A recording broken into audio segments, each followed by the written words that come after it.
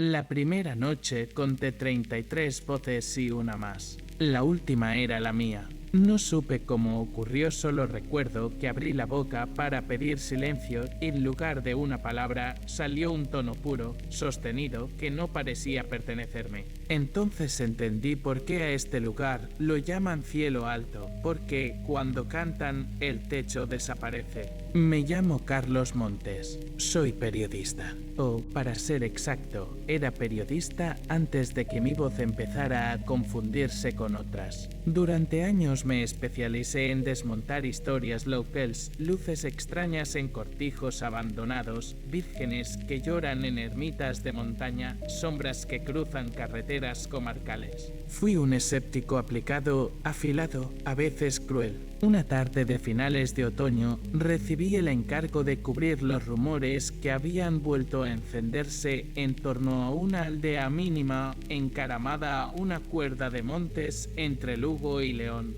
El nombre estaba escrito en un rótulo oxidado a la entrada: Cielo Alto. Alguien, en otro tiempo, había pintado alrededor del nombre un halo de estrellas. Ahora quedaban manchas pálidas, como salpicaduras de cal. Conducía por una carretera demasiado estrecha para dos coches y, sin embargo, de dos direcciones. A un lado se abrían barrancos cubiertos por castaños, al otro campos inclinados con muros de piedra que el musgo había cosido. El cielo se había cerrado como un párpado. En el asiento del copiloto llevaba una grabadora de periodista de las de siempre, un cuaderno con tapas negras y un ejemplar doblado de un periódico comarcal.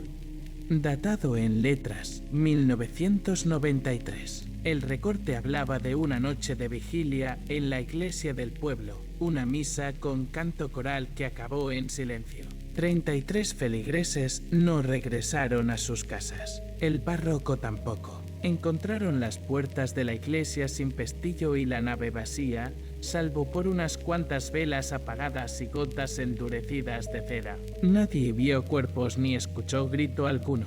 La nota final del artículo agregaba una frase que me pareció melodramática. Desde entonces, cuando el aire está limpio y la luna despeja los montes, hay quien oye el canto regresar por la bóveda. Como si algo practicara su respiración. Entré en Cielo Alto poco antes de la puesta de sol.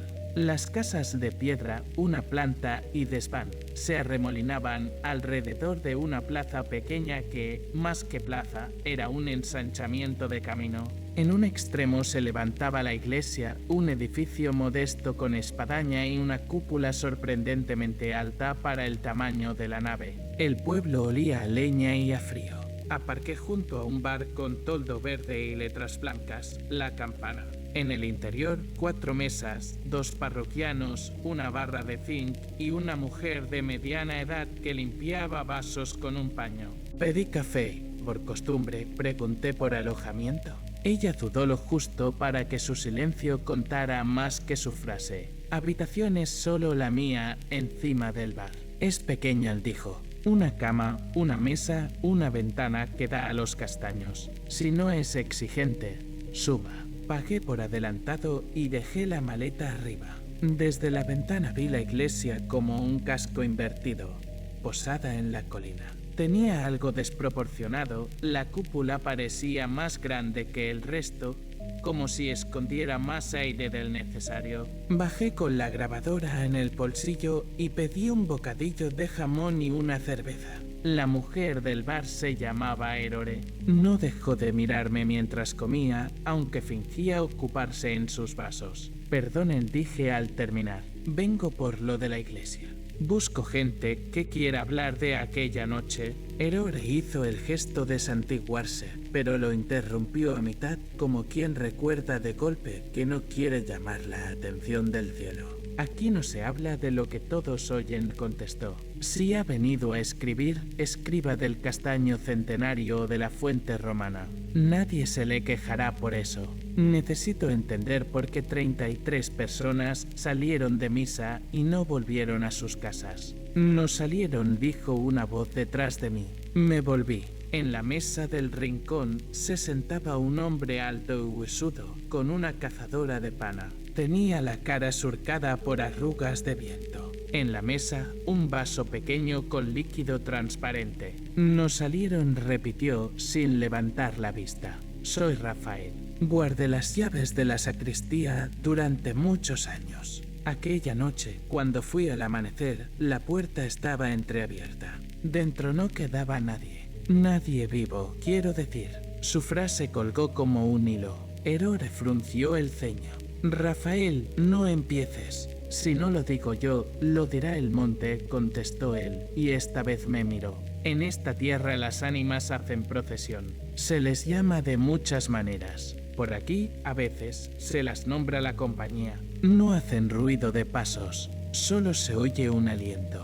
Y un canto si están cerca. Con la Santa Compañía han cargado todos los pueblos cuando quieren explicar una desgracia, repliqué mecánico. Pero esto no es un desfile nocturno. Son 33 personas. 33 faltas en la mesa del desayuno. Alguien debe saber por qué. Rafael llevó el vaso a la boca, lo dejó vacío en la mesa y señaló con la cabeza hacia la ventana. La cúpula hace de Cajal, dijo. No recoge voces, las fabrica. Si quiere comprobarlo, suba esta noche. Pero no canté. La invitación sonó advertencia. Dije que sí con la facilidad del que cree tener el control. Erore dejó caer el paño y agregó casi en un susurro. Si oye que le llaman por su nombre, no es a usted a quien llaman.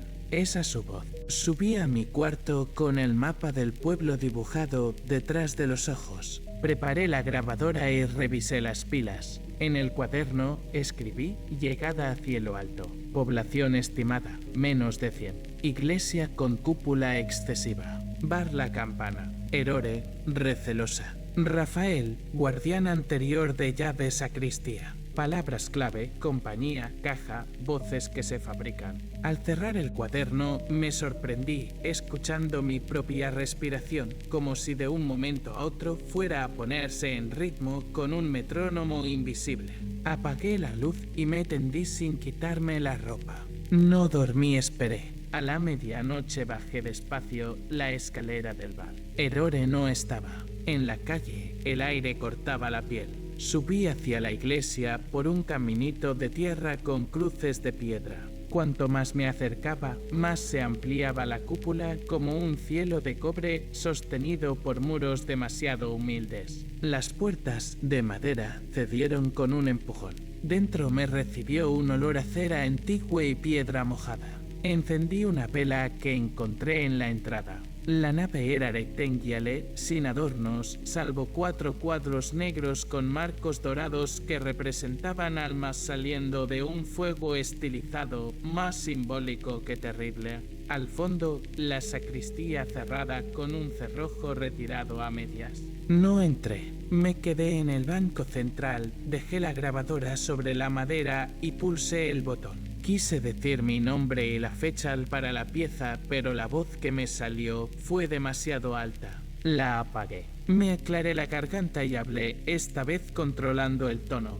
Luego me callé. No sé cuánto tiempo estuve sentado. Poco a poco, el frío dejó de ser un problema y se convirtió en un estado del mundo. Fue entonces cuando llegó la primera nota. No vino de un órgano, no había, ni de una garganta humana. Fue un fa suspendido, muy fino, que descendió una vibración. A esa nota se añadió otra y otra más, formando un acorde limpio que me pareció conocido. En mi infancia había cantado en coros escolares, reconocí el arranque de un Ave María de autor popular, la versión más sencilla. Las voces se multiplicaron sin que se moviera una boca visible. Me di cuenta de que eran exactamente 33. Las conté con el dedo, apoyando cada cifra en el banco hasta que llegué al final y entonces resonó una más. Era una voz joven, indecisa, como si acabara de entrar. Tardé un segundo en comprender que la cuerda timbraba igual que mi propia voz cuando me levantaba tarde y no había hablado con nadie en toda la mañana. Me levanté de golpe y el acorde se cortó como se corta una cuerda tensa. Carlos, dijo alguien. No fue un grito ni una exclamación. Fue mi nombre pronunciado con cariño de madre. Lo oí detrás de mí. Me giré. Nadie. Miré la grabadora. Seguía encendida. En la pantalla, una lucecita roja palpitaba a intervalos regulares como un corazón mecánico. Fui hacia el presbiterio. A la derecha, junto a la pared, había una pequeña puerta con reja. Acerqué la vela. Tras la reja comenzaba una escalera de piedra que bajaba en espiral. El aire que subía por ella olía a humedad y a encierro. Recordé la palabra de Rafael, caja. Si bajaba, ¿qué buscaba exactamente? ¿Pruebas? ¿Un cuerpo? ¿Mi voz? No bajé esa noche. No me sentía preparado. En cambio, recorrí con la vela los cuadros de las almas. Uno de ellos mostraba una procesión nocturna, figuras con túnicas claras avanzando con cirios en la mano. Al frente, un niño sostenía una campana. Bajo el cuadro, una leyenda, coro de ánimas. No respondas si te llaman, salvo que ya no necesites el cuerpo. El texto me hizo sonreír por reflejo profesional, pero la sonrisa no cuajó. Apagué la vela con los dedos, recogí la grabadora y salí de la iglesia. La noche estaba más oscura que antes, como si el canto hubiera absorbido algo de luz. En la plaza, un perro se levantó y me siguió a distancia prudente. Al llegar al bar, vi una luz encendida en la cocina. Erore estaba sentada junto a la mesa con las manos alrededor de una taza. ¿Lo oyó?, preguntó sin mirarme. Oí algo que se le parece mucho, respondí. ¿Desde cuándo? Desde siempre, si le pregunta a los mayores. Desde hace más de medio siglo, si quiere un número. Desde la noche en que se llevaron a 33 y a uno más. Uno más, el que llegó tarde. Nunca se supo su nombre. Era forastero, como usted. ¿Y el párroco? El párroco dejó un cuaderno, dijo. Rafael lo tiene. Me fui a dormir con la sensación de que estaba repitiendo una visita que otro ya había hecho en mi lugar. A la mañana siguiente, Rafael me esperaba fuera de la iglesia con un manojo de llaves en la mano. Caminaba con una pierna rígida. Me extendió un cuaderno de tapas marrones atado con una goma floja. Dentro, una letra inclinada alternaba entradas breves con largas. Leí en voz baja, moviendo apenas los labios. Había notas sobre bautizos, bodas, reformas en la sacristía, goteras arregladas a medias. Hacia el final, la tinta se volvía más nerviosa. Unas líneas estaban subrayadas con trazos dobles. Decían, hemos ensayado el himno al revés. La melodía cae y se enciende al caer. Dijeron que así los de arriba nos oirían mejor. Yo he dicho que los de arriba tienen las orejas buenas, pero el coro insiste. Dicen que no se oye nada si no hay sacrificio. No habrá sangre, he dicho. Me han mirado como si yo no supiera de qué hablo. He dormido mal. Levanté los ojos. Rafael observaba la cúpula como si fuera a caerse. Las notas, dije, al revés. El fa y el mi son iguales en un eco, contestó él. Lo que se canta arriba vuelve abajo con más peso. Aquí esa bóveda devuelve las cosas al revés. Si se pide luz, viene sombra. Si se invoca a un ángel, baja otra cosa. Se parece, pero no es lo mismo. Se parece a mí, murmuré. A mí es a quien oí. Rafael apretó los labios. Por un instante, su rostro se pareció al de un niño a punto de tocar una campana. El que entra por la cúpula no es un santo, dijo. Es un eco con hambre. Come voces, las hace cantar para llenarse, pero el hambre no pasa. Bajé hasta la reja, al confesé. Quise entrar. No lo hice. Bajaremos esta noche, dijo Rafael. No porque me guste, sino porque usted ha venido hasta aquí y no sirve de nada marcharse sin mirar. No se fíe de la luz, menos aún de la música. Si oye su nombre, siga andando. No responda, no cante. Volví al bar, desayuné pan con aceite y escribí todo en el cuaderno con una disciplina que me tranquilizaba. A mediodía caminé por los alrededores del pueblo. Tomé unas pocas fotografías discretas de la espadaña y del campo de castaños. La gente me evitaba, pero no con hostilidad, más bien con cuidado, como si yo fuera una parte del clima que convenía no perturbar. Cuando el sol comenzó a hundirse detrás de las sierras, el aire se volvió de metal. Me encontré a Erore cerrando el bar antes de la hora. Esta noche no doy cenas, le anunció. No me lo tome como cosa suya. A veces el pueblo decide acostarse temprano. ¿Por la cúpula? ¿Por la luna? Hay lunas que abren puertas, dijo, y hay puertas que nadie ha pedido. Guardé la grabadora en el bolsillo. Por costumbre, me la toqué 3 veces, como quien palpa la cartera. Esta manía de reportero siempre me había parecido ridícula en otros. En mí mismo me tranquilizaba. Rafael me esperaba a la entrada de la iglesia con una linterna de mano y un manojo distinto de llaves. La puerta se abrió sin protestar. Adentro nos trajo el mismo olor de la noche anterior. Rafael no encendió velas. Alumbró directamente a la reja del lado derecho, sacó una llave plana y torció la muñeca. La reja cedió con un chasquido. La escalera se abrió como una lengua de piedra. Descendimos. No bajamos muchos peldaños, o eso me pareció, pero la temperatura cayó como si hubiéramos cambiado de estación. El aire estaba quieto, más bien denso, como si alguien hubiera soplado harina en una habitación y aún flotaran partículas invisibles. La linterna rebotó en un arco bajo y reveló una galería que corría bajo la nave. A izquierda y derecha se alineaban nichos con ladrillo visto. No estaban vacíos, tampoco completos. En algunos, lo único que quedaba eran telas secas pegadas a las paredes, en otros, formas humanas reducidas a lo esencial, como si hubieran sido dibujadas con carboncillo. No olía a muerte, olía a metal y a piedra. Aquí venían, en tiempos, a rezar el responso de ánimas, susurró Rafael. El párroco nuevo quiso modernizarlo todo.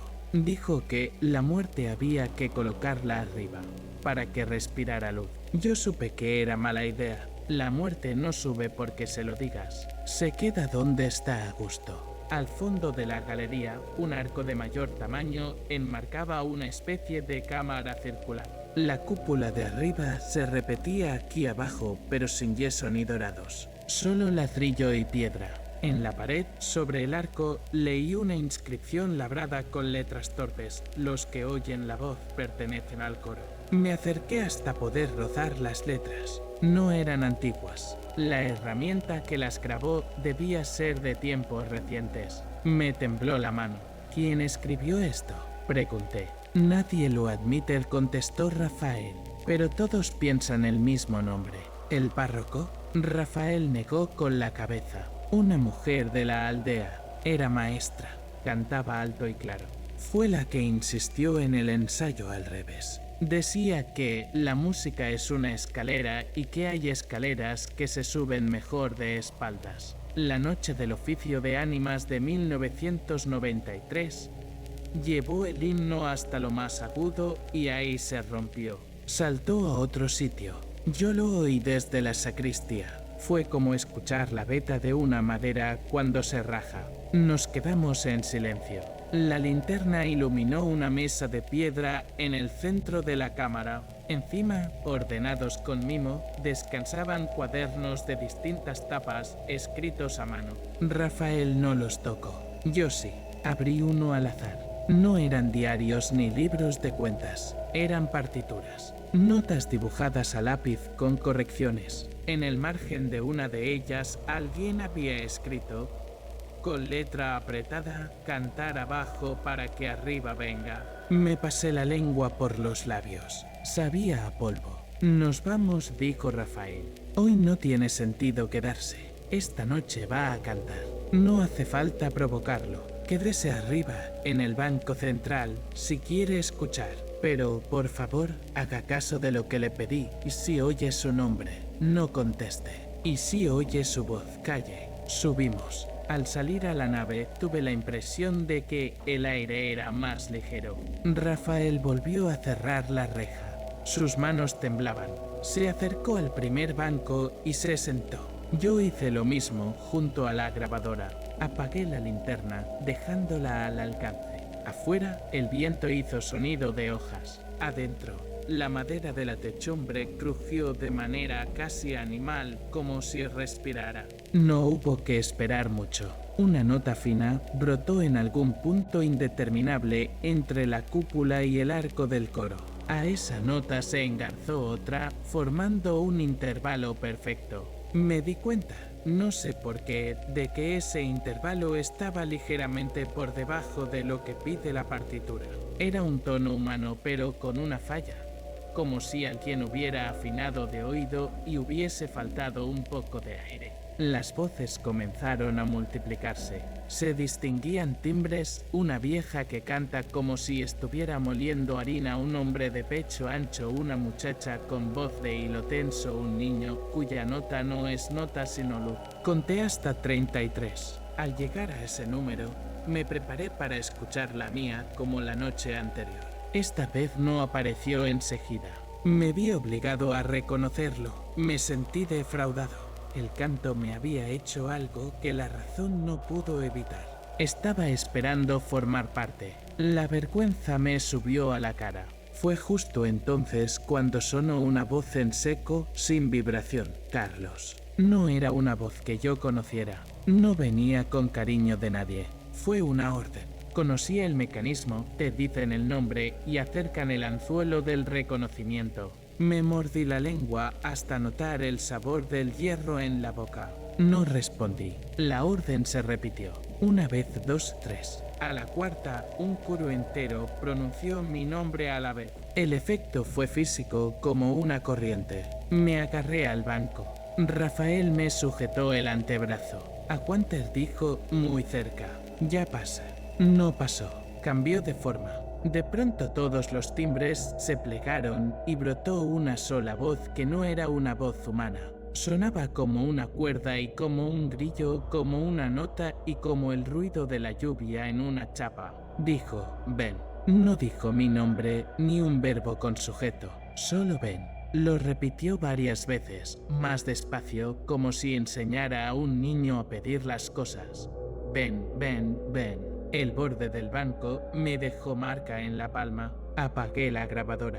Rafael me miró como si hubiese cometido un sacrilegio. No quiero esto grabado, dije. No quiero oírlo luego. Esa es la trampa, respondió él. Si no lo graba, lo repetirá usted solo para acordarse. Y entonces lo cantará. Volví a encenderla. El coro, o lo que fuera, siguió como si nada. Cambiaron de himno sin que yo lograra identificar el punto exacto del cambio. Era la misma melodía con otra cara. Sentí que mis dientes se ajustaban para buscar una tercera nota. Tuve que separar un poco las mandíbulas para no entrar. Entonces, un recuerdo de colegio me rescató. La monja de música decía que cuando algo te arrastra por el oído, te muerdas la parte de dentro de la mejilla. Lo hice. El dolor me ancló. Empecé a contar mentalmente, no voces, sino respiraciones. Comprendí que, entre frase y frase, nadie respiraba, ni arriba ni abajo. Aquello cantaba sin pulmones. Cuando todo terminó, la iglesia volvió a su tamaño normal. Sentí un cansancio que no parecía de mi cuerpo, sino del lugar. Rafael se levantó con esfuerzo. Ahora entiende, él dijo. Entiendo que no sé nada, contesté. Salimos a la plaza como si hubiéramos estado bajo el mar. El aire pareció nuevo. Rafael me devolvió el cuaderno del párroco. Quédese con él. Si al final escribe, ponga los nombres como nombres. No escriba un viejo ni una mujer de mediana edad. Ponga Erore, ponga Rafael, ponga Carlos si hace falta. Los periódicos hacen daño cuando no nombran. Me guardé el cuaderno en la chaqueta y caminé de vuelta al bar. Erore tenía la puerta entornada. Me dejó pasar sin decir palabra. Me preparó un vaso de leche caliente y le echó un poco de miel como a un enfermo. Me bebí la mitad de un trago. Ella me tomó la mano como para medir la fiebre. Tiene frío en la voz, dijo. Mañana se le pasará si no habla. ¿Y si hablo? La voz se le despista y coge el camino que no toca, como les pasó a ellos. Esa noche no dormí. Puse la grabadora sobre la mesita. Contra mis costumbres, no escuché nada. La luz del pueblo se apagó del todo poco antes del alba. Me quedé mirando el techo del cuarto con la sensación pueril de que se volvería transparente y vería el cielo por detrás. Visualicé la cúpula, su interior de yeso y su pecho de aire. Quise imaginar a 33 cantores con las manos entrelazadas, pero no pude ponerles cara. Lo único nítido fue un gesto, alguien que se lleva la mano a la garganta como para cerciorarse de que la voz aún está dentro. A mediodía fui al cementerio. Lo rodeaba un muro bajo. Adentro, pocas tumbas con flores, muchas con el nombre borrado por el agua. Unas cuantas estaban marcadas con una cruz de madera clavada en la tierra sin fecha. Busqué apellidos repetidos y los encontré, familias enteras con huecos. Bajo un ciprés, una lápida de piedra dedicaba unas palabras al párroco ausente. Sin fechas, solo un nombre. Coloqué la mano sobre la piedra y sentí frío que no venía de la temperatura, sino de una especie de tristeza. De vuelta en el bar, Erore me dijo que había pasado por allí una mujer de fuera preguntando por mí. No dejó nombre. Dejé unos billetes sobre el mostrador y salí a buscarla por la plaza. No había nadie. Subí a la iglesia para comprobar si las puertas estaban cerradas. Lo estaban. En el vano noté una cuerda fina colgando por dentro, la cuerda con la que se toca la campana pequeña. Me quedé mirando el cabo suelto como si fuera un hilo de jersey. Tuve la tentación de tirar. No tiré. Pasé la tarde transcribiendo en mi cuaderno algunas entradas del diario del párroco. Las que más me inquietaron fueron 3. Ensayar al revés cansa los músculos que no tenemos. Un ángel no pide afinación, acepta lo que hay. Si alguna vez te llaman por el nombre que te da tu madre, no vuelvas la cabeza. Leí y releí esas frases hasta que perdieron sentido. Cuando la noche cayó, ya estaba en la iglesia. Esta vez me senté en el banco lateral izquierdo por probar si el sonido cambiaba. Encendí la grabadora una sola vez y me prohibí a mí mismo tocarla. Cerré los ojos. El canto brotó sin aviso, como si hubiese estado siempre y de pronto se hiciera audible. Noté en el pecho una vibración sutil parecida a la de los trenes cuando pasan lejos. Me dejé mecer y, por un instante, pensé que así debía sentirse un niño en brazos de su madre cuando canta una nana. El pensamiento me ablandó por dentro. Fue justo entonces cuando lo oí de nuevo, ya sin disfraz. Carlos. No sonó cerca de mi oreja ni lejos en la cúpula, sino en mi boca. Lo había dicho yo. El impacto me dejó inmóvil. Abrí los ojos. El banco de enfrente estaba vacío. Sin embargo, el aire sobre el banco temblaba como si alguien caminara de un lado a otro. Me llevé la mano a la garganta con el gesto del cementerio. Estaba caliente como si acabara de cantar un solo. No sé cuánto tiempo duró aquello. Cuando terminó, salí despacio a la plaza. El cielo estaba abierto y la luna, casi redonda, parecía una fruta helada. Me apoyé en la pared de la iglesia y me eché a reír. Fue una risa seca, de alivio y de miedo. A la mitad se me quebró y se volvió tos. Saqué la grabadora por pura necesidad de comprobar que lo que había pasado no era un sueño. Me senté en el escalón y le di al play. La cinta devolvió la nada durante unos segundos, la nada de un lugar sin insectos. Luego, muy poco a poco, surgió un zumbido suave que se hizo nota. A esa nota se añadieron otras hasta componer el himno. Y, a mitad de una frase, escuché mi propia voz. No estaba cantando, estaba hablando. Decía, ven al coro. La sangre me dio un latigazo. Rebobiné, reproduje. La frase estaba. Yo no la había pronunciado, o no recordaba haberlo hecho. Me repetí que ese tipo de cosas ocurren cuando uno se deja sugestionarse. La psicología tiene palabras para todo, también para la falla que hace que un periodista se escuche diciendo lo que más le conviene para vender una historia. Guardé la grabadora. A mitad del camino hacia el bar, alguien me llamó con voz baja. Me di la vuelta. Nadie. Volví a andar. La voz repitió mi nombre con una dulzura desagradable. Aceleré el paso. En la esquina, alguien me salió al encuentro. Era un hombre joven con un abrigo demasiado largo. Me pidió un cigarrillo. No fumo, dije, y el hombre sonrió como si eso le hubiera hecho gracia. Me preguntó si era yo el reportero. Dije que sí. Hizo un gesto con la cabeza hacia la iglesia. Peligroso, el canto que no se sabe de quién es, comentó. ¿No le han explicado que aquí nadie canta solo? ¿Usted quién es? Vine con mi madre de niño. Ella era de aquí. Yo de aquí no soy, dijo. Me llamo Miguel. Extendí la mano y nos la dimos. Su mano estaba helada. Su sonrisa, en cambio, era cálida. Se apartó un mechón de pelo y me señaló el bar. No coma mucho antes de la noche, le aconsejó. Pesa en el diafragma. ¿Usted canta? Ya no. Perdí la voz, dijo un médico. Yo creo que se me fue detrás de otra. Se alejó sin despedirse.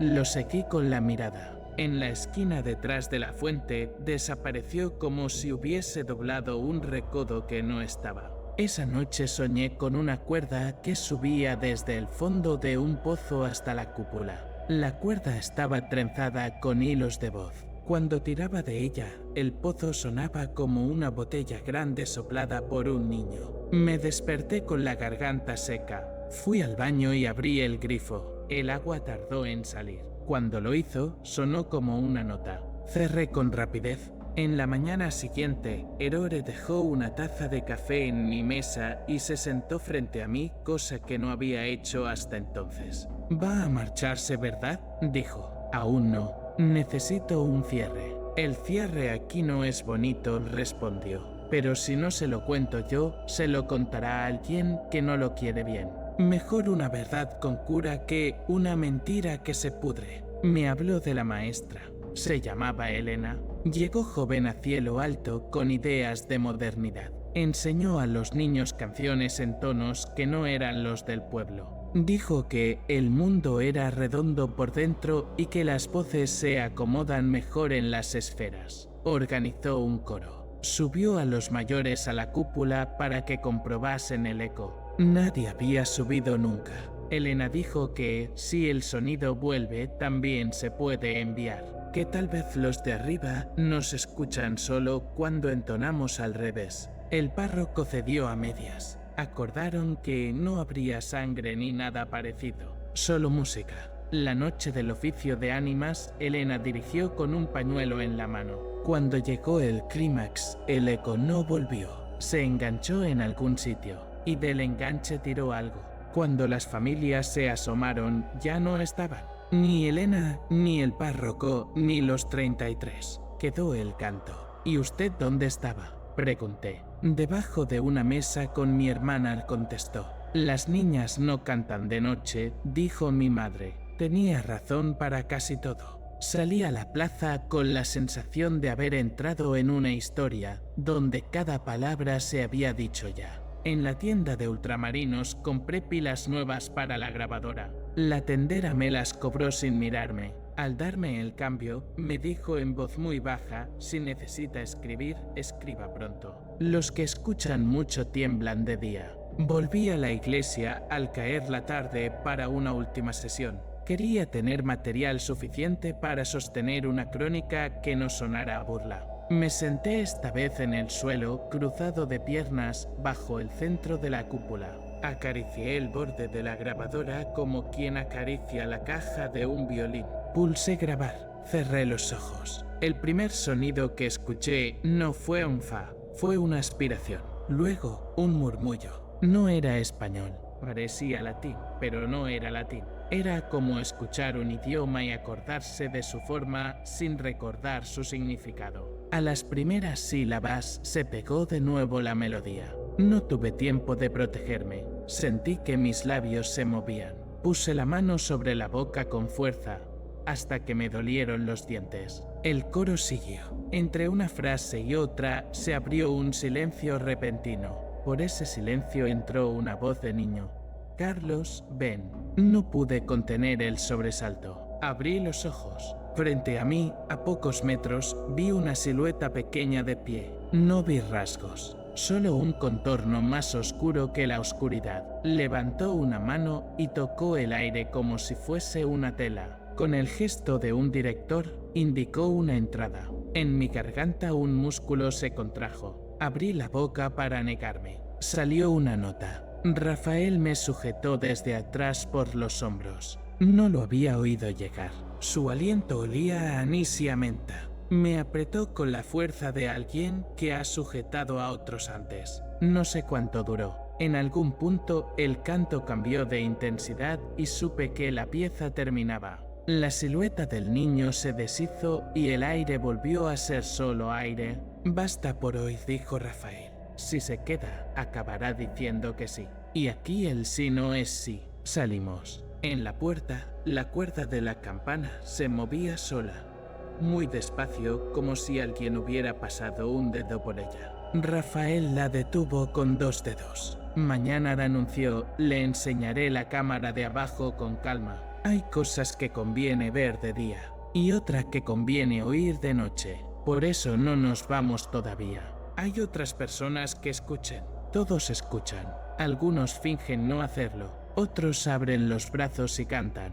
Usted está en medio. Los de en medio son los que se cansan más. Regresé al bar. Me bebí la leche que Erore había dejado en una jarra con una pizca de canela. En el espejo, detrás de la barra, me vi pálido. Algo raro en mis ojos me obligó a acercarme. No sabría explicarlo, como si mis pupilas tardaran un poco más de lo normal en volver a su tamaño después de mirar la lámpara. Apagué el espejo con un gesto aprendido en redacciones.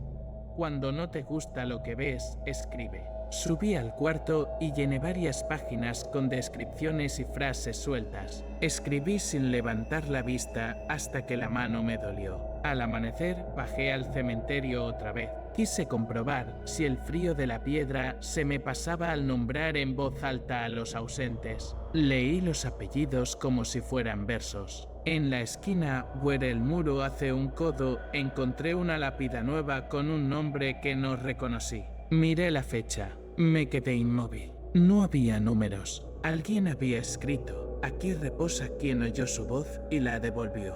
Sentí una oleada de orgullo ajeno por esa persona anónima. Luego una punzada. ¿Devolver la voz a quién? ¿A la cúpula? ¿A la tierra? De camino a la iglesia, vi a Miguel sentado en el brocal de la fuente. Tenía los ojos rojos como de haber llorado. Me dijo que había pasado mala noche, que había tenido un sueño repetido, una boca sin cara que le pedía aire. Le ofrecí acompañarle a donde fuera. Se rió.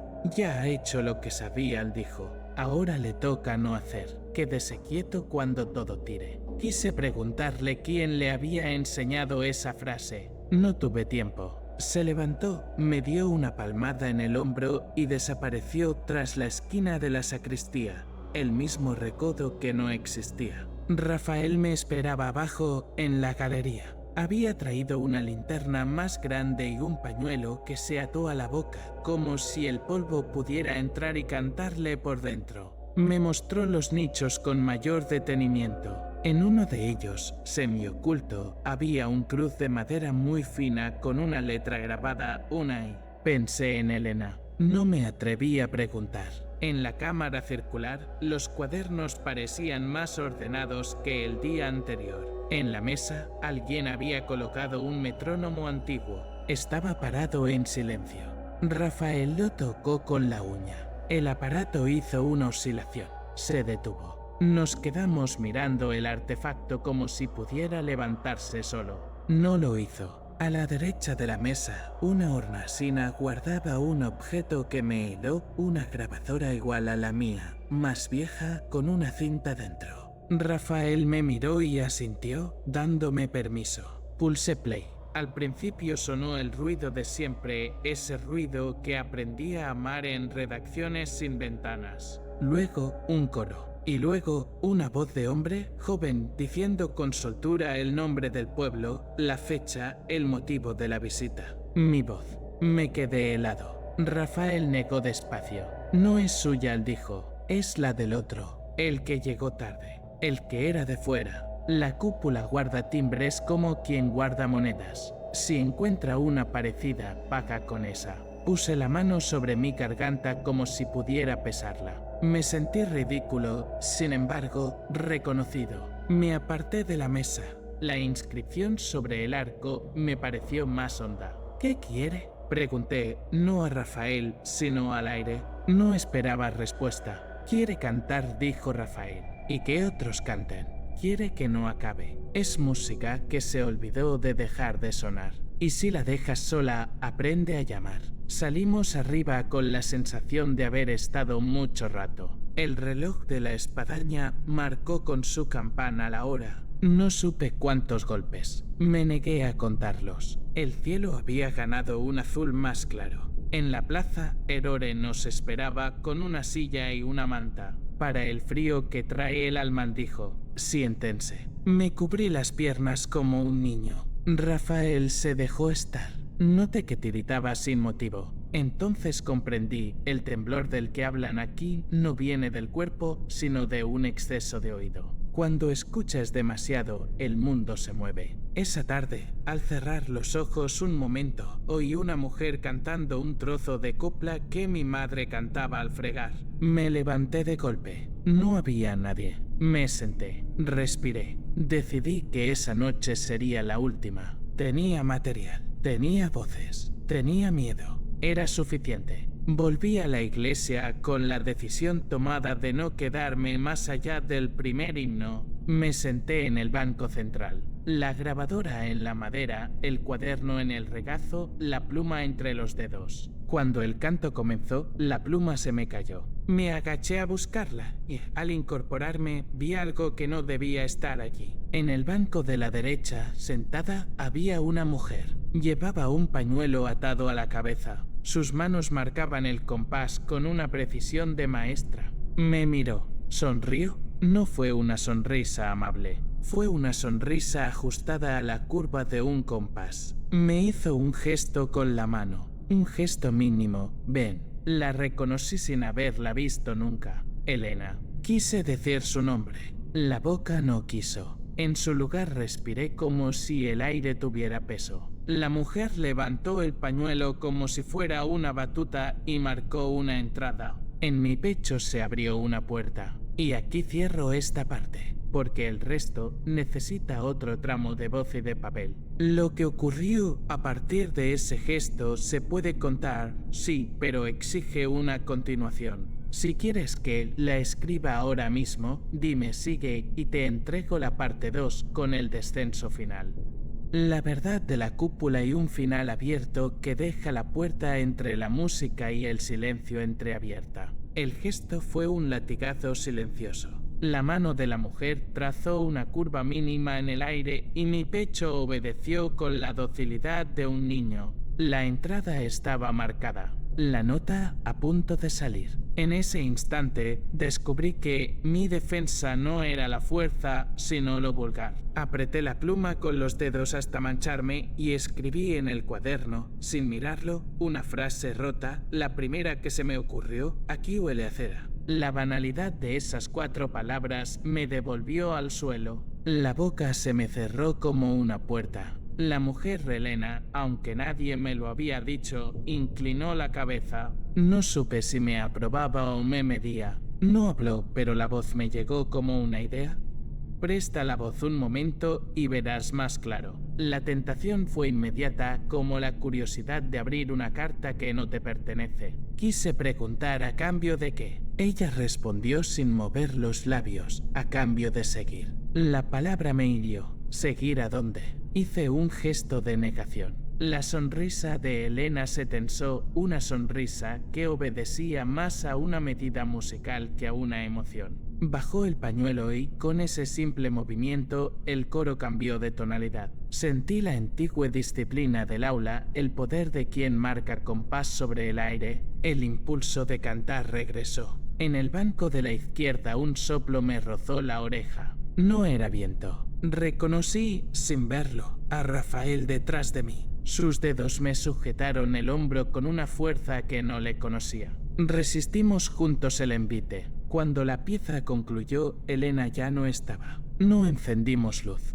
Rafael y yo salimos en silencio y respiramos afuera como si hubiéramos estado sumergidos. En la plaza, Erore tenía las manos metidas en los bolsillos del delantal. Nos miró con una mezcla rara de ternura y fastidio, como quien ve volver a un hijo mojado de lluvia. La maestra ha probado su pulso, dijo. No lo ha roto. Eso es buena señal. ¿Quiere que le preste la voz?, dije. La maestra lo quiere todo ordenado, respondió. También el miedo. Rafael pidió café. Yo no podía tragar nada. Estuve un rato mirando el dibujo de humedad en la pared hasta que el dibujo empezó a parecer una partitura. Entonces pedí papel y lápiz y me dispuse a escribir los nombres de los que había escuchado nombrar desde que llegué. Me salieron pocos: Erore, Rafael, Elena, Miguel, el párroco sin fecha. Me avergoncé de mi pobreza. Tenía frases, no nombres. Y aquí los nombres eran la cuerda. Rafael dejó la taza y habló muy bajo. Si de verdad quiere hacer algo útil, no es gritar ni grabar, es devolver el orden. La compañía se interrumpe con una cruz o con una campana. Eso dicen los viejos. Aquí arriba, la campana se hace oír a su manera, pero falta el paso. Abajo hay un metrónomo. Siempre lo encontré parado. Anoche lo vi temblar. Si marcamos un pulso que no es el suyo, tal vez la cúpula no encuentre compás. Y cuando la música se pierde, llama menos. Quiere que bajemos con el metrónomo, dije, y que la campana arriba marque otro tiempo. Quiero que usted no se quede, rectificó. El resto, si no sirve, al menos nos cansará con alguna dignidad. Erore trajo una cesta con pan y manzanas. Coman, ordenó. El cuerpo, si se queda atrás, hace tonterías con la cabeza. Y usted, Carlos, si oye su nombre esta noche, haga como que se llama de otra manera. Llámese nadie. Asentí, aunque no comprendí del todo. Dormité 1 hora por obligación. Sentí los latidos en la lengua, me lavé la cara, bajé a la plaza. Miguel me esperaba sentado en el escalón de la fuente. Llevaba una camisa demasiado clara para el frío. Se levantó, se acercó y se me quedó mirando la garganta como un médico. Cuando lo oiga venir, no lo empuje, dijo. Déjelo pasar. Es peor pelearle el aire a quien no respira. ¿Qué es usted en esta historia, Miguel? Soy una nota que se soltó, respondió con una media sonrisa. Vine detrás de mi madre de pequeño y la dejé marcharse. Ella cantaba mejor sin mí. Yo aprendí a escuchar lo que no suena. Por eso me encontrará donde no haya ruido. ¿Era usted el forastero de entonces?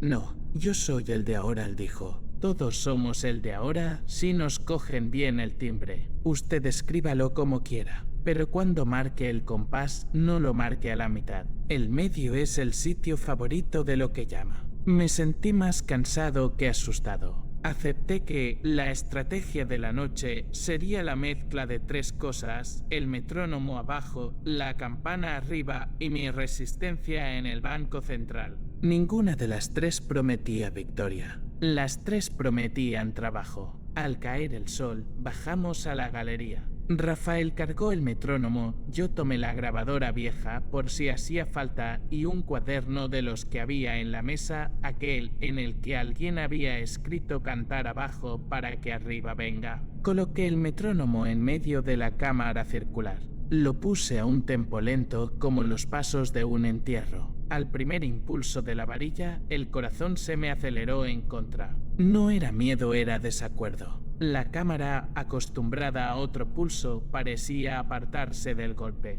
No era un sonido fuerte, era un clac de madera, pequeño, obstinado. Miré a Rafael. Tenía los ojos muy abiertos, como quien mira la primera nevada de su vida. Durante un rato no ocurrió nada. Luego ocurrió algo mínimo. El aire se notó un poco más áspero, como si en la harina invisible hubieran mezclado arena. De pronto vallé que el clac rebotaba en una dirección haciendo una sombra. Comprendí que la cúpula de arriba estaba tomando medida. Era justo lo que queríamos y lo que daba más miedo. Ahora, dijo Rafael, arriba. Dejamos el metrónomo ticando solo, subimos a la nave y atravesamos la penumbra. Fui directo a la cuerda de la campana pequeña. La toqué con 2 dedos, igual que la noche en que me contuve. Un estremecimiento subió por el hilo de cáñamo. Me pareció un animal que reconoce la mano. Elegí una señal simple, una campanada al final de cada frase. No quería acompañar, quería interrumpir el abrazo de la bóveda.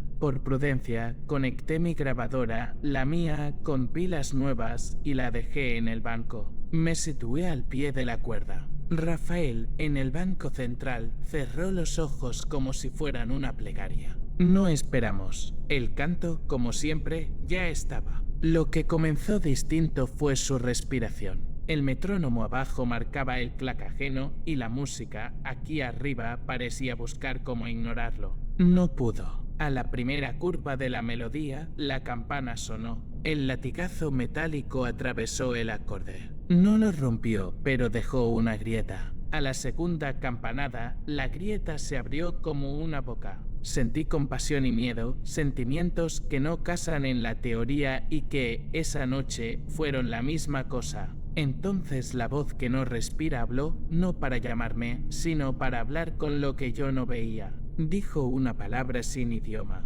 La sentí como un golpe en el esternón. La campana se estremeció en mis manos. Me vi niño tocando el triángulo en clase de música, esa sensación extraña de pertenecer solo mientras dura el tintineo. Di otra campanada. Los armónicos del metal hicieron en el techo un dibujo breve. El coro respondió cambiando de intensidad como si alguien en la oscuridad ordenara alzar. Lo que fuera que dirigía a Elena, o la forma que había tomado el lugar para tener una cara, querría sobreponerse. Yo, en cambio, busqué que se equivocara. Conté de memoria un ritmo impar, aquello que te enseñan para no dejarte arrastrar por el golpe obvio. Marqué campanadas en 3 y en 5, nunca en 4. La bóveda dudó. Rafael no se movía. Pensé que tal vez rezaba aunque su boca estaba cerrada. El coro entró en una parte que ya había escuchado otras noches. Yo ya esperaba el momento en que la voz múltiple pronunciaba mi nombre. Llegó, inevitable. Carlos. El hilo de cáñamo se me resbaló un segundo. No solté. Di una campanada más. La voz repitió. Carlos. Se me nublaron los ojos. En la tercera llamada ocurrió lo que me temía. Respondí. No con la voluntad, con la garganta. La respuesta fue una sílaba de mi timbre. No fui yo el que la eligió. Salió como sale el reflejo cuando el médico golpea la rodilla. En ese momento sentí el gesto de Rafael a mi espalda. Un gesto brusco, el del campesino que corta una soga de heno con una navaja. No había navaja. Lo que cortó fue el aire entre mi boca y la cúpula. Fue un acto imposible, sin embargo, real. Mi voz quedó en la lengua, no llegó a salir del todo. La campana sonó otra vez. Lo que arriba mandaba perdió durante un segundo su medida. Yo no podía mantener esa pelea mucho tiempo. Fue Miguel quien se colocó entonces junto al banco central y, sin tocar nada, se inclinó hacia la grabadora. Su cuerpo no proyectó sombra. Sus labios no se movieron. Aún así, la grabadora vieja, la del otro, la que habíamos traído de la galería, se encendió sin mano. El clic lo oí como si me lo hubiera metido en el tímpano. El coro descubrió otro coro dentro de sí. Fue como cuando un músico escucha una versión antigua de su propia canción y se reconoce, pero no del todo. La bóveda se erguió si es que un edificio puede enderezarse. El compás se le fue durante un latido. Bastó. La pieza se deshilachó. No desapareció, no se puede desaparecer lo que en cielo alto respira bajo las piedras, pero perdió la tiranía de su pulso. El metrónomo abajo seguía abierto y terco. La campana, obediente a mi mano, insistió una vez más. Entonces, como si alguien le quitara el pañuelo de la cabeza, Elena apareció esta vez nítida. Me miró sin reproche. A su espalda no había una fila de cantores, sino una especie de claridad, la claridad que hay dentro de la boca cuando alguien canta y a la luz le da por entrar por los dientes. Extendió una mano y la cerró. Con ese gesto me dijo una frase entera: ya está, no talles más de la cuerda, no es contra ti. Obedecí. Solté el cordel. El eco tardó un poco en apartarse de nosotros. Fue como una marea que retrocede contraria. Cuando el último acorde se aplanó, el metrónomo abajo dejó por fin de insistir. Nadie lo tocó. Él solo decidió que ya no hacía falta. Rafael se llevó las manos a la cara y respiró hondo. Le temblaban los párpados. Erore abrió la puerta de la iglesia. No había estado con nosotros y, sin embargo, sabía cuándo convenía entrar. Traía una manta doblada. El interior de la iglesia, sin canto, parecía más pequeño. Me sentí torpe, sorprendido de pie con una cuerda en la mano. Estuve a punto de reír. No lo hice. Tenía miedo de que la risa cambiara de tono y se me volviera coro. Esa noche, por primera vez desde que llegué, dormí. Fue un sueño corto, de piedra, sin imágenes. Al despertar, el pueblo olía a pan. Bajé al bar con una sensación nueva, la de haber crecido un poco y encogido otro tanto. Erore me sirvió café y pan tostado con aceite. Comimos en silencio. Rafael apareció más tarde y se sentó sin ceremonia. Parecía viejo y niño al mismo tiempo. No se ha acabado, dijo, pero respira de otra manera. ¿Qué hicimos exactamente? Marcar otra medida. Recordarle que la música también puede equivocarse y cuando se equivoca, escucha. Le hicimos escuchar algo que no era ella. ¿Se irá? La música no se va. Cambia de sitio. Cambia de hambre. Miguel entró después. Tenía buen color. Se acercó a la barra, pidió un vaso de agua, me miró como quien saluda a un cómplice y dijo una sola frase: ahora puede escribir. Salimos juntos a la plaza. El cielo era de un azul que no había visto desde mi llegada. Subimos al cementerio sin decir palabra. Queríamos comprobar alguna señal, aunque no supiéramos cuál. Las tumbas estaban como siempre, las flores iguales, la luz obediente. En la esquina, donde el muro hace el codo, la lápida nueva parecía aún más nueva. Alguien había señalado con un círculo de piedras una pequeña zona de tierra en la que no crecía nada. Miguel no se detuvo ahí. Caminó hasta la verja, se giró y me preguntó si pensaba marcharme. Mañana, dije. Me queda ordenar notas y limpiar la grabadora. No limpie demasiado, dijo. Entre el polvo habitan pequeñas patrias. Regresé a la habitación y escuché por primera vez desde el principio mi grabación de la noche. El comienzo era igual que siempre, el silencio del lugar que no es silencio y esa aspiración que abre la puerta de la melodía. Luego vinieron las voces y como si una mano invisible manejara el montaje, apareció la campana. Percibí algo curioso, mi campanada no sonaba igual que la de la cúpula cuando llama a misa. La mía tenía un defecto, una vibración que rozaba el metal y dejaba un sabor de óxido en la lengua. A continuación se coló la otra grabación, la vieja, la del forastero. Reconocí mi timbre sin que fuese mío. Me estremecí por segunda vez. Al final, cuando todo se venía abajo como una tela a la que le cortan los hilos, oí lo que no esperaba, un coro pequeño, como de niños, entonando unas sílabas sin sentido. Cerré los ojos. El canto duró muy poco y se apagó como una vela soplada con cuidado. Bajé al bar con una idea en la cabeza. Necesitaba nombres. Nombres de verdad con apellidos, letras que pesaran lo suficiente como para oponerles una madera donde apoyar la voz. Erore sacó de un cajón un cuaderno viejo y lo puso sobre la mesa. Era un registro de catequesis de muchos años. Allí estaban escritos, en tinta azul, los nombres de niñas y niños, de mujeres y de hombres, con fechas de comunión y de confirmación. Fui leyendo en voz alta, uno a uno, con respeto de oficiantes insantos. Cada nombre levantaba en el aire un hilo. No haré literatura con eso. No era lindo. No era triste. Era algo parecido a restituir los clavos de un banco que cojea. De cuando en cuando, Erore asentía con la cabeza como si dentro de ella alguien contara. Rafael, que no había entrado a la escena, se asomó al cabo de un rato con los ojos más calmos. Les están devolviendo la forma, dijo. Las cosas cantan menos cuando tienen donde sentarse. Esa tarde subí solo a la iglesia. Quise despedirme del edificio. Caminé por la nave con la mano sobre las bancas, tocando la madera, dejando huellas de dedos que no importan a nadie. En la reja de la escalera el cerrojo estaba puesto. No lo quité. Contra mi costumbre de periodista, decidí no bajar más. Antes de irme me acerqué al banco donde había visto sentada a la maestra. Me senté un minuto en su lugar. No escuché nada, ni siquiera mi propio pulso.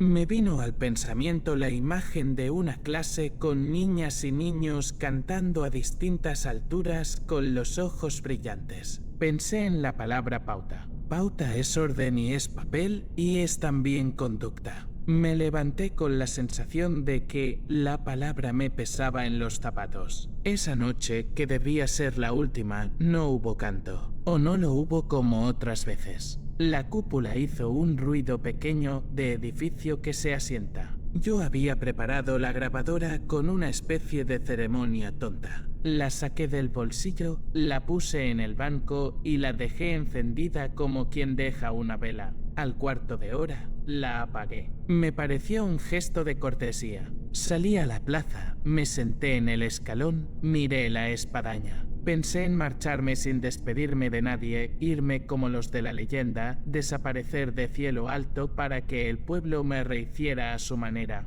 No lo hice. Fui al bar, di las buenas noches, subí al cuarto, me dormí sin lucha. Al despertar, la aldea tenía otro color. Se oía agua pinchando una piedra en el arroyo y voces humanas cortando pan. Hice la maleta. Bajé a despedirme. Erore me abrazó con un cariño seco que me sorprendió. Rafael me dio la mano con solemnidad. Miguel no estaba. Dejé pagada una semana más por timidez y por esa superstición que te dicta que lo importante conviene pagarlo 2 veces. Salí en el coche despacio, no por la carretera, sino por dentro de mí con una prudencia que asombra cuando llevas años corriendo noticias. A mitad de la curva, donde el primer castaño abre sus sombras sobre el camino, me detuve. Apagué el motor. Quise grabar un cierre para mí mismo, no para el periódico. Dije mi nombre en voz baja, la fecha, el lugar. Dije que Cielo Alto me había enseñado una lección rara. Que la música no perdona cuando se la toma a broma y que el silencio, si es cierto, pesa como un animal dormido. Dije que la compañía camina donde el aire lo permite, que el coro puede ser consuelo o herramienta, que hay ecos que dan de comer a otros ecos. Dije que me iba. Cuando terminó mi parlamento ridículo, intenté reproducirlo. La grabadora no respondió. No estaba rota, lucía su luz roja normal, pero el botón de reproducir no quiso. Me encogí de hombros, lo guardé y bajé por la carretera. Las primeras semanas en la ciudad fueron una mezcla de alivio y falta. Trabajé en reportajes anodinos que agradecí. Duermo mejor que antes, aunque hay noches en que me despierta la necesidad de contar de nuevo hasta 33. Me doy cuenta a tiempo y me obligo a contar hasta 10, no más, como si al multiplicar la cifra inventara una puerta. Cuando me ducho y el agua cae con esa continuidad que imita el canto, cierro el grifo un segundo, respiro, lo abro. Me han dicho que he afinado. ¿Me lo dijeron en broma en la redacción? Al oírme hablar por teléfono, no contesté. Escribí la crónica para el periódico con prudencia. No hablé de la maestra. No hablé del forastero. No hablé de la galería. Escribí sobre una iglesia con cúpula generosa y un pueblo que desaida acostarse temprano. Mandé fotos de castaños, de cruces de piedra, de un trozo de yeso que finge ser cielo. El jefe me llamó para decir que la pieza era decente y que por qué no había puesto más fantasmas. Le respondí que el fantasma más grande era el de un periodista creyéndose original. Se rió. No me entendió y está bien. A los pocos días me llegó por correo un paquete sin remite. Dentro había una concha de oídos marineros y una nota con tinta casi borrada. Canta solo lo que te sostenga. La concha, cuando la acerco, no trae el mar. Trae un ruido de madera tocada por una uña. A veces la dejo sobre la mesa. Hace que la habitación tome medida. Me ayuda para escribir. He pospuesto escuchar mis últimas grabaciones. No por miedo, me digo, sino por educación. Hoy, sin embargo, he decidido hacerlo. He esperado a que la ciudad baje la voz. Me he servido un vaso de agua y me he sentado frente a la ventana como quien asiste a un oficio. He puesto la grabadora sobre la mesa y he apretado el botón con la calma de quien enciende una vela por alguien que está lejos. El primer tramo es lo que ya sabía, el aliento del lugar, el murmullo de ese aire en forma de campana. Luego el canto. Reconozco cómo se reconoce el olor de una casa. Los timbres que me acompañaron en aquellas noches. Cuento para tranquilizarme, sin llegar a decir números como dicen los niños cuando temen un trueno. Sobre ese tejido, de pronto, entra la campana. Sé que es la mía porque tiene esa falla. Detrás viene el eco con hambre que intenta dirigir, y yo diría que se equivoca. El coro se desmadeja un poco. Hasta aquí, nada nuevo. Lo nuevo llega en la parte final. Primero aparece la otra grabación, la vieja, la de la voz parecida a la mía. Hace su entrada con una seguridad que me crispa, como todos los seguros de sí mismos. Habla, no canta, y nombra la fecha y el pueblo con esa alegría de quien llega tarde y cree que lo esperan por su tardanza. A continuación se escucha un golpe de aire y un susurro de niños, y la cosa queda temblando. Yo espero el silencio. No llega. En su lugar entra un coro más estrecho, como de media docena de voces que intentaran sostener una línea. Se mantiene unos compases, si se puede hablar así de lo que no lleva compás. Entonces, en un hueco que no sabría explicar, aparece una voz sola. Es clara. Está menos gastada que las demás. No pertenece al forastero. No es la de un hombre mayor. No es la de una mujer. Es mi propia voz. Dice, con una serenidad que no me reconozco, la frase que me persiguió en cielo alto. Ven al coro. Detengo la reproducción como quien suelta una cuerda que quema. Me levanto, camino hasta la cocina, vuelvo. Me siento y me río un poco, sin ganas. Me explico que, es lógico, mi voz se coló una vez y la grabadora la cazó. Que eso no significa nada. Que todos los lugares donde nos quedamos a vivir tienen nuestra frase de alquiler. Me doy argumentos como se dan pastillas de menta a los niños. Vuelvo a apretar el botón. La segunda mitad de la grabación trae algo que me cuesta nombrar. No se trata de un canto sostenido ni de una aparición puntual. Es un hábito. La música se comporta como una persona cuando entra en una casa y deja la chaqueta en la silla que no le corresponde. El coro prueba alturas, ensaya un motivo, se equivoca, vuelve al principio. No hay Elena visible, ni Miguel, ni Rafael, ni Herore, pero siento su forma alrededor. Por 3 veces, separadas por lo que podría ser un minuto o una eternidad. Mi propia voz repite la misma invitación, con un tono cada vez más bajo. No me llama a mí, hace de guía para otros. No soy el llamado, soy el que llama. Apago por 3ª vez. Podría arrojar la grabadora al cubo de la basura y fingir que nunca tuve una. No lo hago. La dejo sobre la mesa, a la vista, como se deja a veces una carta sin abrir hasta que la luz del día es la correcta. Me sirvo más agua. Me acerco a la ventana. Afuera, la ciudad es un coro obediente que ha aprendido a quedarse en su nota. Me pregunto si esa obediencia no será lo mismo que vi en cielo alto con otro traje. No he vuelto al pueblo. He recibido, sin embargo, un sobre con un recorte de periódico. No tiene fecha. Habla de una misa de difuntos celebrada en una aldea de la montaña. Dice que la noche transcurrió sin incidentes y que el coro estuvo formado por gentes que no cantaban desde su juventud. En la última línea hay una frase que no encaja con el estilo del texto.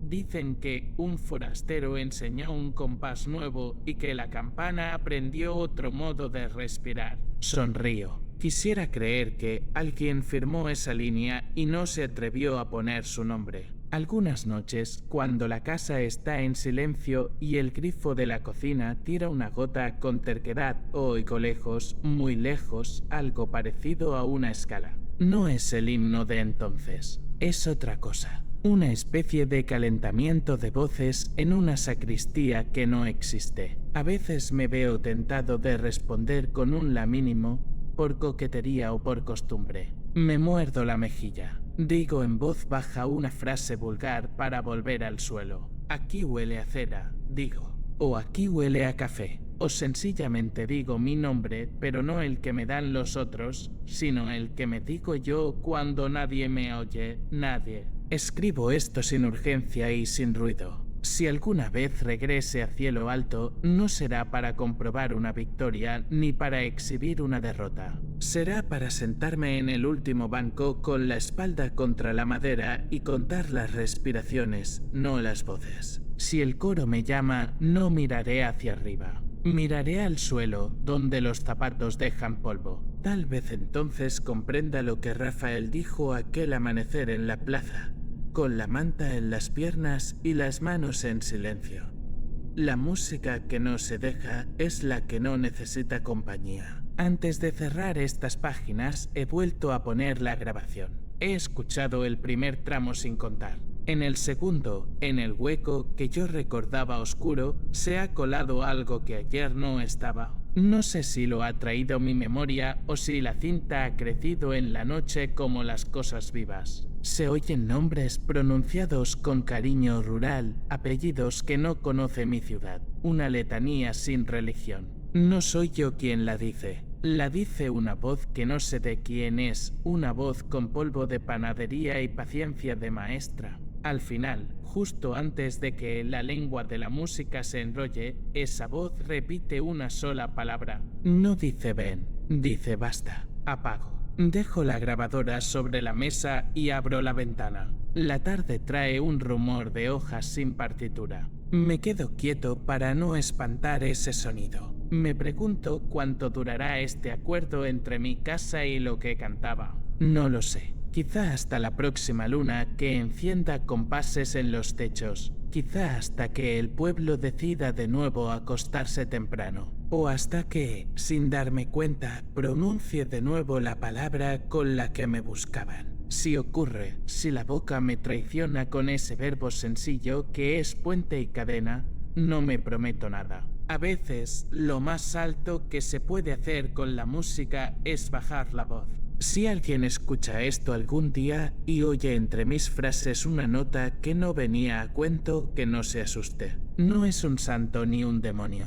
Es solo la parte de mí que aprendió a quedarse en el medio. Y el medio, como advirtió Miguel, es el sitio favorito de lo que llama. Bastará con recordar que no hace falta responder a todo. Bastará con llamar a las cosas por su nombre hasta que el nombre encuentre silla. He dejado la campana de mano comprada en un mercado de viejos sobre la estantería. No suena por sí sola. A veces, cuando la ciudad afina en exceso, la hago vibrar una vez, no para invitar, sino para interrumpir. A la manera de cielo alto. La medida no es exacta. El metal conserva una falla. Está bien que la conserve. Nos recuerda que el orden, cuando se confunde con la soberbia, vuelve hambriento al eco. Si un día usted pasa por la carretera estrecha y ve el rótulo oxidado con estrellas blanqueadas, entre, pida pan en la campana, salude a Herore con su nombre, pregunte por Rafael con respeto de nieto, busque la fuente y mire si hay alguien en el brocal. Si ve a un joven que sonríe con frío, dígale Miguel y no pregunte más. Suba luego al atrio, empuje la puerta y siéntese en el banco central. No cante.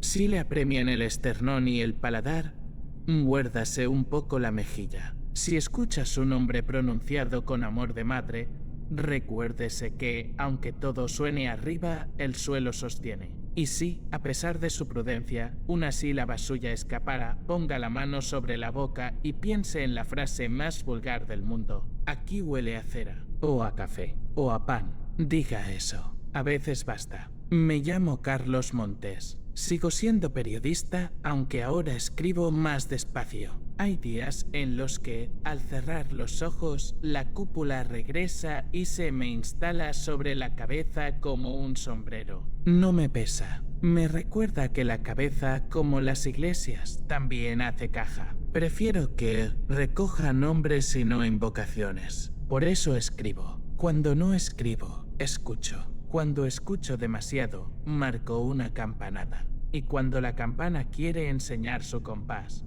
le regalo un silencio. Ese trueque, por ahora, nos mantiene en paz. Si alguna vez no lo consigue y vuelvo a oírme invitando con serenidad ajena, no se asuste si esta historia cambia de voz y encuentra de nuevo su modo de llamarlo. No sería raro que, una medianoche sin luna, en el borde de otro pueblo, alguien oyera esta misma frase con la claridad de un metal. Ven al coro. Si ocurre, haga lo que yo no supe entonces. Llámese nadie. Espere. Nombre a los suyos. Y cuando le pidan seguir, pregunte primero a cambio de qué. Hay respuestas que afinan y otras que hacen hambre. Entre una y otra, elija siempre el banco, el suelo y la madera. Allí, por lo menos, la música tiene donde sentarse. Allí, por lo menos, la voz regresa a su sitio sin devolverla a nadie. Allí, tal vez, empiece por fin el silencio que pesa lo justo.